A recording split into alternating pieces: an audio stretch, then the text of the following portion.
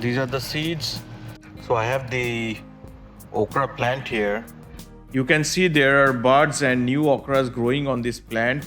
So I did not pick one and I left it there to grow for seed. And as you can see, they are now matured and they are fully grown and they are dry. They are about to pop out. So I picked it up and you can see that these are the seeds and it's already cracking. Now let's crack this and take out the seeds. Oh, look at this.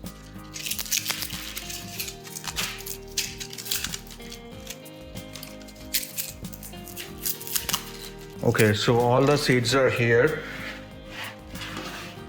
And what I do is I put it into this Ziploc. So there are about 30 to 40 seeds here and this should be enough for the next season. So this is how I harvest the okra seeds for the next season.